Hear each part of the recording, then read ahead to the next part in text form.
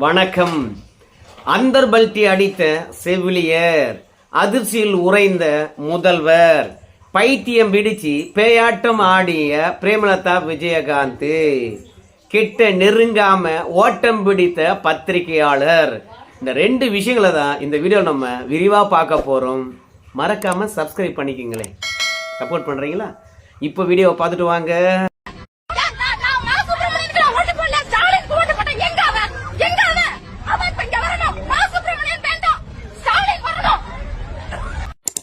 நேற்றுக்கு நான் ஸ்ட்ரைக்ல இருக்கும்போது மாண்புமிகு தமிழ்நாடு முதலமைச்சரையும் மா சுப்பிரமணியன் அவர்களையும் ஒருமையில் பேசிய வீடியோ ஊடக வலைத்தளங்கள்ல ரொம்ப ஸ்ப்ரெட் ஆயிட்டு இருக்கு.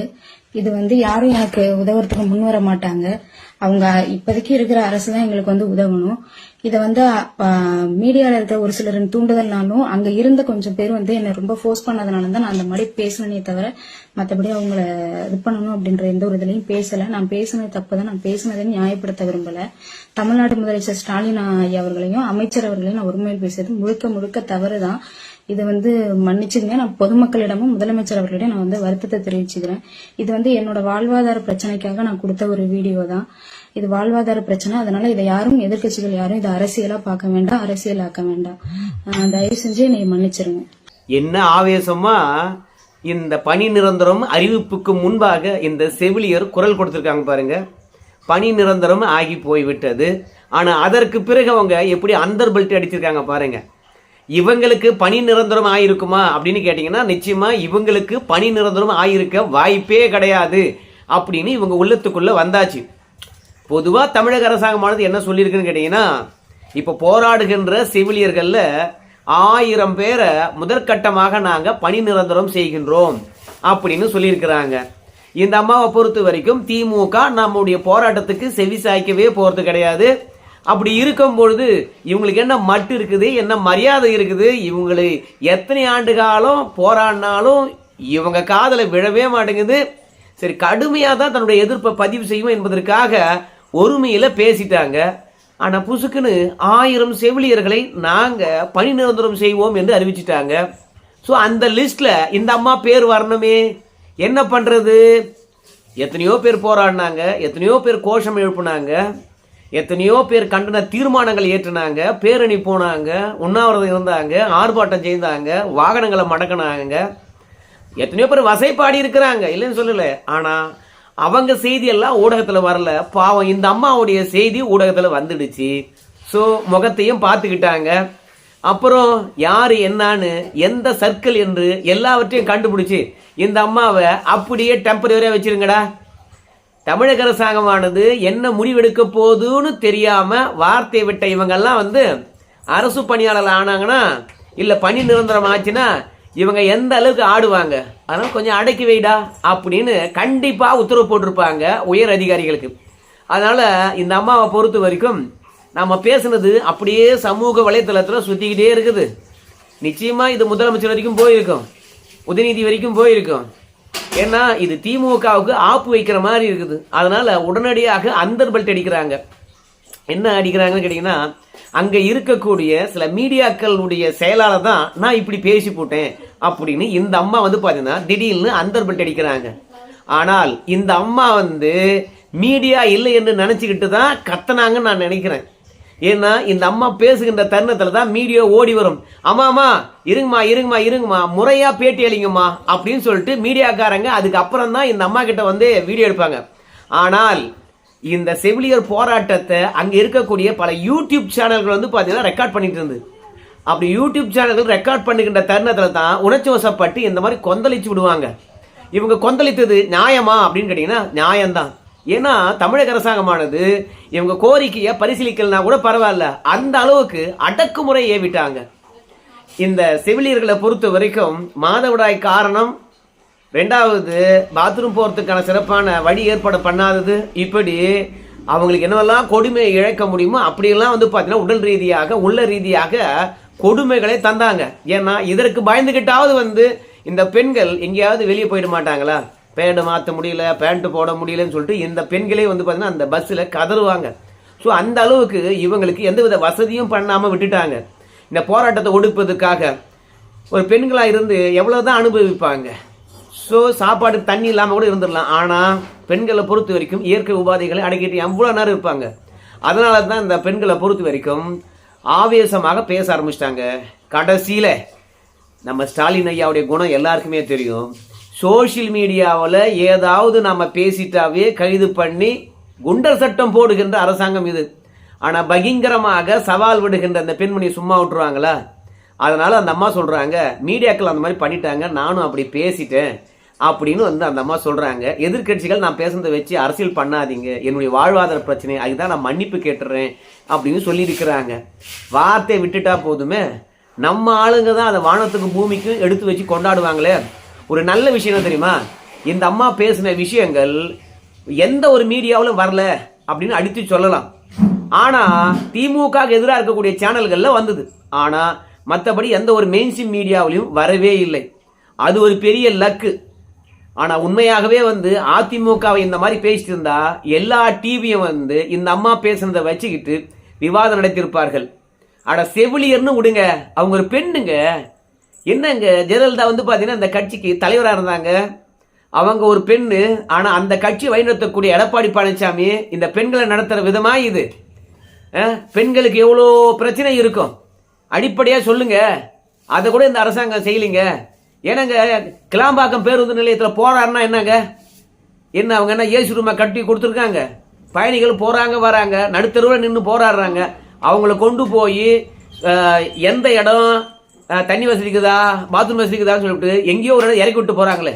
இந்த அரசாங்கத்துக்கு மனசாட்சி இருக்குதா அப்படின்னு எடப்பாடி பழனிசாமிக்கு எதிராக விவாதம் நடத்திருப்பாங்க. அதுலயும் தமிழகத்தில் இருக்கக்கூடிய எல்லா பெண்களும் கண்ணீர் வெடிக்கின்ற அளவுக்கு கதையா அளந்து விட்டுருப்பாங்க. மீடியாவில் உட்காந்து பல பெண்களை கூப்பிட்டு வச்சு அழுது தீர்த்திருப்பாங்க. பத்திரிகையாளர் என்று சொல்லிட்டு உடனடியாக மாநில மகளிர் ஆணையம் எங்க போச்சு, மத்திய மகளிர் ஆணையம் எங்க போச்சு, மனித உரிமை ஆணையம் எங்க போச்சு, சர்வதேச மனித உரிமை ஆணையம் எங்க போச்சு அப்படின்னு சொல்லிவிட்டு உலகத்தில் இருக்கக்கூடிய ஒட்டுமொத்த சுற்றுச்சூழலாளர்கள், பெண்ணின ஆர்வலர்கள், பெண்ணின போராளிகள், சமூக ஆர்வலர்கள் என்று சொல்லிட்டு ஒட்டுமொத்த பேரும் இந்த மாதிரி பெண்கள் போராடி இருந்தாங்கன்னா உட்காந்து கத்திய தீர்த்திருப்பாங்க. எடப்பாடி பழனிசாமியை நேரா போய் அந்த பெண்களிடத்துல மன்னிப்பு கேட்கிற அளவுக்கு வச்சிருப்பாங்க. ஆனால் இந்த பெண்களை பொறுத்த வரைக்கும் போராட்டத்தனத்துல, அதாவது போராடுகின்ற களத்துல என்னவெல்லாம் துன்பத்தை அனுபவித்தாங்களோ அந்த துன்பத்தை வெளிப்படுத்துகின்றார்கள். ஆனாலும் இந்த அரசாங்கமானது மிரட்டி மன்னிப்பு கேட்க வச்சிருக்குது. அதுலயும் இந்த அம்மாவை பொறுத்த வரைக்கும் மீடியா என்ன அந்த மாதிரி தூண்டி விட்டுட்டாங்கன்னு சொல்லிட்டு மீடியா மீது பழி போடுற வழக்கத்தை கையில் எடுத்திருக்காங்க இப்ப சமீப காலமாக. ரெண்டாவது, பொதுத்தளத்துல அனுபவம் இல்லாத இந்த மாதிரி பெண்கள்லாம் பாத்தீங்கன்னா மீடியா மீது பழி சொல்றதுலாம் ஒரு பக்கம் இருக்கட்டும். ஆனா மீடியாவை அனுதினமும் சந்திக்கக்கூடிய பிரேமலதா விஜயகாந்த் அவர்களை பொறுத்த வரைக்கும் என்ன பேசுறாங்கன்னு கேட்டுவாங்க. நிச்சயமாக சொல்கிறேன், எந்த கட்சி சார்பாக அந்த அறிவிப்பு வந்ததா நீங்க சொல்றீங்களோ இதுவே அந்த கட்சிக்கு அழிவு காலத்தை உண்டாக்கும் என்பதையும் நான் உறுதியா சொல்றேன். இது அந்த கட்சியில இருக்கிற நிர்வாகிகளோ தொண்டர்களோ ஏத்துக்குவாங்களா? இன்னைக்கு அதிமுக பாஜக தான் இன்னைக்கு ஆலோசனை பண்ணிருக்காங்க. இன்னைக்கு நான் கேட்கிறேன், இப்போ எங்களுக்கு எல்லாம் உரிமை இருக்கு, எப்ப எங்க பேரை நீங்க யூஸ் பண்ணீங்களோ we have all the rights to ask. இன்னைக்கு அவங்க அறிவிச்ச அறிவிப்பை அதிமுக நிர்வாகிகள் தொண்டர்கள் ஏற்றுக்குவாங்களா? பிஜேபியில இருக்கிற நிர்வாகிகள் தொண்டர்கள் ஏற்றுக்குவாங்களா என்பதற்கு பதில் சொல்லணும். சும்மா அப்படியே தட்டி விடக்கூடாது. இது கட்சி, இதுக்காக உயிரை கொடுத்து இன்னைக்கு கோடிக்கணக்கான பேர் இதுக்காக கட்சிக்காக உழைத்துட்டு இருக்காங்க. அனைவருடைய மனசை, அனைவருடைய அந்த உரிமையை நீங்க கட்டாயம் மதிக்கணும். ஒரு அரசியல் கட்சியுடைய தலைவர், ஆனா அவங்க முதிர்ச்சி இல்லாம பேசுறாங்க, பேயாட்டம் ஆடுறாங்க. அந்த பேயாட்டம் ஆடுவதற்கு என்ன காரணம் அப்படின்னு நான் சொல்றேன்னு கேட்டீங்கன்னா, அதிமுக திமுக ரெண்டு பேருமே தேமுதிகவை கண்டுக்கவே இல்லை. பத்திரிகையாளர்கிட்ட இவங்க என்ன கேட்கறாங்கன்னு கேட்டீங்கன்னா, ஏயா தேமுதிகவுக்கு 6 தொகுதி அதிமுக கூட்டணியில் தராங்கன்னு சொல்லிட்டு செய்தி போட்டீங்களே, அது யார் சொன்னது? அதிகாரப்பூர்வமான தகவலா இல்ல யூடியூப்ல வந்தது அப்படின்னாங்க. யூடியூப்ல வருகின்ற செய்தி வச்சுக்கிட்டு எப்படி தேமுதிகவுக்கு 6 தொகுதி போடலாம்? இப்போ இந்த கட்சியை வளர்க்கறது மீடியான்னு நினைக்கிறீங்களா? எங்க தொண்டர்கள் உயிரை கொடுத்து இந்த கட்சியை வளர்த்துட்டு இருக்காங்க. 20 வருஷமா கேப்டன் இல்லாத தருணத்தில் அந்த கட்சியை கட்டி காப்பாற்றுவதற்கும் அதை வளர்ச்சி பாதி கொண்டு செல்வதற்கும் என்ன போராட்டம் நடத்துறது தெரியுமா? நீங்க பாட்டுக்குன்னு உண்மை எது பொய் எதுன்னு தெரியாம 6 தொகுதி தருகின்றார்கள் தேமுதிகவுக்கு அப்படின்னு நீங்க போட்டீங்கன்னா, நாங்க சிட்டிக்குள்ள இருக்கிறோம், ரெண்டாவது அரசியல் தலைவருடன் தொடர்பில் இருக்கிறோம், உண்மை என்ன பொய் என்ன என்று எங்களுக்கு தெரியும். ஆனால் கடைகோடி இடத்துல இருக்கக்கூடிய ஒரு தேமுதிக தொண்டனுக்கு இது உண்மையா பொய்யா என்று தெரியுமா? அவனுடைய மனநிலை என்னவா இருக்கும்? கட்சி அழிக்க பார்த்துட்டீங்களே, தேமுதிகவுக்கு 6 தொகுதி எப்படி போட்டீங்க? சரி, இது பொய் தகவல் அப்படின்னு உங்களுக்கு தெரிஞ்சு போச்சு. பொய் தகவலா இருந்தா நீங்க என்ன பண்ணிருக்கணும்? உடனடியாக இந்த தகவல் உறுதிப்படுத்தாதது, இது பொய் தகவல், சமூக வலைதளத்தில் வந்த செய்தியின் அடிப்படையில் இதை நாங்க சொல்றோம் அப்படின்னு ஃபேக் நியூஸ் போட்டுக்கலாம்ல. ஏன் நீங்க ஃபேக் நியூஸ் போடல? பாருங்க, இனிமே தேமுதிக செய்தி பற்றி ஏதாவது போடுவதா இருந்தா எங்ககிட்ட கேட்கணும். தேமுதிகன்னு எதனா வந்துச்சுன்னா என்கிட்ட கேட்கணும் அப்படின்னு சொல்லிவிட்டு பிரேமலதா விஜயகாந்த் அவர்கள் ஊடகத்தை வறுத்தெடுத்திருப்பாங்க. அவங்க ரொம்ப ஆவேசமா பேசுனாங்கன்னு வச்சுங்களேன், அப்படி நம்மளால பேச முடியாது. ஏன்னா நம்ம தேமுதிக இருக்கின்ற நிலைமை எல்லாருக்கும் தெரியும். அவங்க இன்னைக்கு 60% தான் அவருடைய வாக்கு வங்கி என்பதை ஈரோடு கிழக்கு இடைத்தேர்தலே நிரூபிச்சிட்டாங்க. பொது தேர்தலில் பார்த்தீங்கன்னா நம்முடைய எடப்பாடி பழனிசாமி சேர்ந்து நின்னாங்க, அவங்களுக்கு 1% வாக்கு கூட கிடைக்கல. ஸோ இப்படி அவங்களுடைய வாக்கு வங்கியை பொறுத்த வரைக்கும் மொத்தமாக இழந்துட்டு இருக்கிறாங்க. அதுக்கு என்ன காரணம் தெரியுமா? பேர அரசியல் தான். கடைசி வரைக்கும் கொள்கைக்காக நிற்பது கிடையாது. கடைசி வரைக்கும் தன்னுடைய எதிரி யார் என்பதை அவங்க நிர்ணயிக்கவே இல்லை. ஆனால் கேப்டன் இருக்கிற வரைக்கும் இவன் தான் எதிரி, 1000 கொடுத்தாலும் அவன் பக்கம் போக மாட்டேன். யாரை எதிர்த்து அரசியலுக்கு வந்தனோ அவனை தான் கடைசி வரைக்கும் எதிர்ப்பேன்னு கொள்கையில் நின்னாரு. ஆனால் பிரேமலதா விஜயகாந்தை பொறுத்த வரைக்கும் எங்கே பணம் வரும், அவ்வளோதான். இவங்க இன்னைக்கு தொண்டர்களை பற்றி பேசுகிறாங்க. கட்சி தொண்டர்கள் வளர்த்தாங்க தெரியுமா? அவனுக்கு எத்தனை பேர் உயிரிழந்தாங்க தெரியுமா? அப்படின்னு அவ்வளோ தியாகம் செய்து வளர்த்த இந்த கட்சியை வேற வலிமை கூட்டுறதுக்காக திமுகவுடன் பேசுகிறோம், அதிமுகவுடன் பேசுகிறோம், விஜயுடன் பேசுகிறோம் அப்படின்னு மானமே இல்லாமல் இன்னும் நாங்கள் யாருடன் கூட்டணி என்பதை பற்றி இன்னும் முடிவு செய்யலை அப்படின்னு சொல்கிறீங்களே, எல்லாம் நியாயமாக இருக்குமா? திமுகவுடன் போய் கூட்டணி வைக்கலாமா? இல்லை பேரமாவது பேசலாமா? திமுக காரனை கேப்டன் அவருடைய குரு பூஜைக்கு கூப்பிடலாமா? கேப்டனுக்கு அந்த நிலைமை ஏன் வந்ததுனாவது தெரியுமா நம்ம பிரேமலதா விஜயகாந்த் அவர்களுக்கு? பிரேமலதா விஜயகாந்த் அவர்கள் திமுக காரங்களை போய் கூட்டணிக்கோ இல்லை குரு பூஜைக்கே கூப்பிடுறாங்கன்னா அவங்க கிட்ட இருக்கிறது ஒன்னே ஒன்று, மொழி பற்று தான். ஸ்டாலின் ஐயா அவர்களும் தெலுங்கு, நம்ம பிரேமலதா விஜயகாந்த் அவர்களும் தெலுங்கு. அதை தாண்டி வேற என்ன இருக்கு போகுது? பாருங்க, சேகர் பாபு அவர்கள் தான் வருவாருங்க கேப்டன் அவருடைய குரு பூஜைக்கு, மற்ற எந்த சமூகத்தை சார்ந்தவங்களும் வரமாட்டாங்க. ஸோ அந்த அளவுக்கு தான் கேப்டன் விஜயகாந்த் அவர்கள் இருக்கிற வரைக்கும் ஒட்டுமொத்த தமிழருக்காக இருந்த கட்சி இன்னைக்கு தெலுங்கு அடையாளத்துடன் திமுகவுக்கு சாமரம் வீசுற மாதிரி வச்சிருக்காங்க பிரேமலதா விஜயகாந்த் அவர்கள். அதுலேயும் திமுக கிட்ட போய் சொன்னாங்களாம், நாங்கள் அதிமுக இணையான வாக்கு வங்கி வச்சிருக்கோம், குறைந்தபட்சம் எங்களுக்கு 30 தொகுதி கொடுங்கன்னு கேட்டாங்களாம். அதே மாதிரி அதிமுக கிட்ட திமுகவுக்கு இணையான வாக்கு வங்கி வச்சிருக்கோம், எங்களுக்கு 30 தொகுதி கொடுங்க அப்படின்னு அதிமுக கிட்ட கேட்டாங்களாம். அதிமுக திமுக 2 பேரும் கையெடுத்து கும்பிட்டு, சாமி போய் வா, இனிமே வாயே திறக்காத, கூட்டணிக்கு வரலாம் கூட பரவாயில்ல, நீங்கள் யார் உடனே வேணாலும் போகலாம் அப்படின்னு அதிமுகவும் திமுகவும் கைவிரித்து விட்டார்கள். திமுக 2 தொகுதி தரேன்னு சொல்லிச்சு, அதிமுக 6 தொகுதி தரேன்னு சொல்லிட்டாங்க. தெளிவாக நம்ம பியூஷ் கோயல் அவர்கள் வருகின்ற பொழுது யாருக்கு எத்தனை தொகுதி என்பதெல்லாம் முடிவு செஞ்சாச்சு. அதன் அடிப்படையில் தான் அந்த கூட்டத்தில் யார் கலந்துக்கிட்டாங்களோ கலந்து கொண்டவர்கள் மீடியாவுக்கு சொன்ன தகவல். அதிகாரப்பூர்வமாக சொல்லலைனா கூட இன்னார் தான் சொன்னார் அப்படின்ற விவரம் தெரியலனா கூட தேமுதிகவுக்கு 6 தொகுதி தான், பாமகக்கு 23 தான், அப்பா மகனுக்கு 2 பேருக்கும் சேர்த்து, பிஜேபிக்கு 23 தான் அப்படின்றத தெல்ல தெளிவாக சொல்லிட்டாங்க. ஆனால் அம்மா மக்கள் முன்னேற்ற கழகமும் அதே மாதிரி தேமுதிகவும் மட்டும்தான் எங்களுக்கு 6 தொகுதியா அப்படின்னு கேட்டு அதிருப்தி அடைந்திருக்கின்றார்கள். என்ன இருக்குதுன்னு சொல்லிட்டு நீங்க அதிமுக கிட்டையும் திமுக கிட்டையும் அதிகமா தொகுதி எதிர்பார்க்குறீங்க.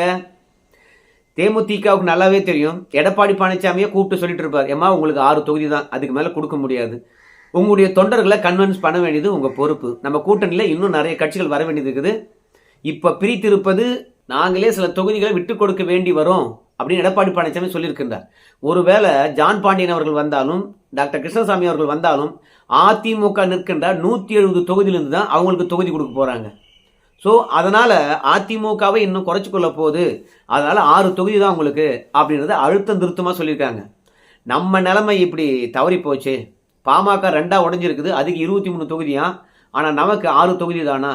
எடப்பாடி பழனிசாமி நம்மக்கிட்ட சொன்னார், அதை நாம் ஆஃபீஸில் போய் பிறகு கூட்டணி பேசுகின்ற போது பேசி சம்மதிக்க வைக்கலாம் அப்படின்னு இருந்தாங்க. ஆனால் எடப்பாடி பழனிசாமி பொதுத்தளத்தில் சொல்லிட்டார் பத்தியா நம்மக்கிட்ட சொன்ன விஷயத்த அப்படின்ற ஒரே கோவம் தான் பார்த்தீங்கன்னா பொரிந்து தள்ளினாங்க.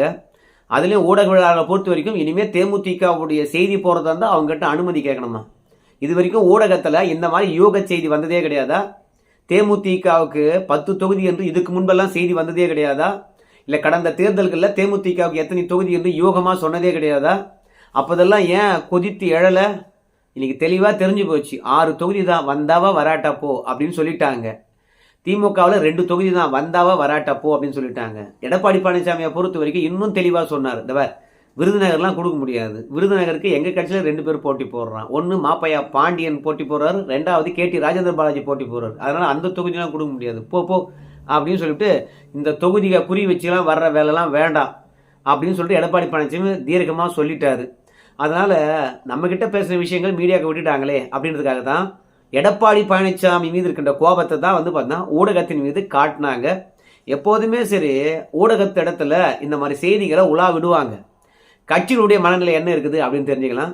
2வது அந்தந்த கட்சி தொண்டருடைய மனநிலை என்னவா இருக்குது அப்படின்னு நம்ம தெரிஞ்சுக்கலாம். அதனால இதெல்லாம் உத்தேச பட்டியலை விட ஊர்ஜிதப்படுத்தப்பட்ட பட்டியல் தான். அதனால தேமுதிகவில் இருக்கக்கூடிய பிரேமலதா விஜயகாந்த் அவர்களுக்கு வேண்டுமானால் அதிர்ச்சியா இருக்கலாம்.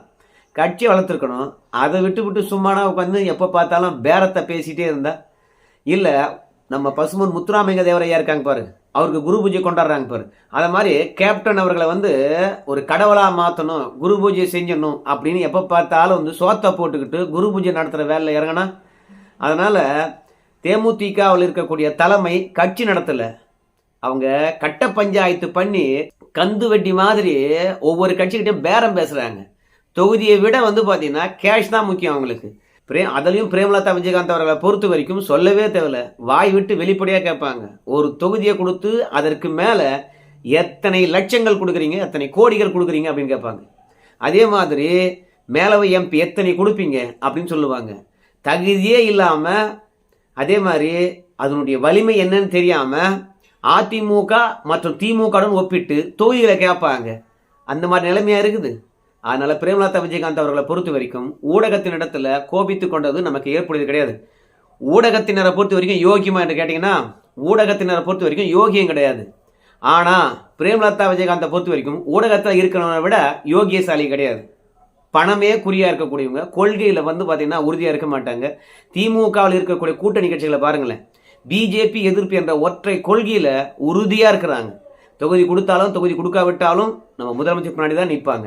அந்த மாதிரிலாம் அரசியல் கட்சிகள் தமிழ்நாட்டில் இருக்கின்ற போது அள்ளக்கை இருந்த ஆதரவாளர்கள்லாம் துரத்திட்டு இருக்கின்ற 10 பேரை வச்சுக்கிட்டு பேரம் பேசிட்டு இருக்குது. இது பேயாட்டம் ஆடுது ஊடகத்தின் இடத்துல. எப்படி 6 தொகுதி என்று செய்தி போடலாம்? போட்ட செய்தி தப்பு என்றால் நீங்கள் மன்னிப்பு கேட்கணும் இல்லையா, மறுப்பு தெரிவிக்கணுமா இல்லையா? இப்படி தவறான செய்தி போடுறதுனால கட்சி என்ன ஆவறது? எங்க கட்சி இருக்குது? தேடி பார்க்கறது கூட ஒரு ஆள் கிடையாது, கட்சி இருக்குதான் கட்சி.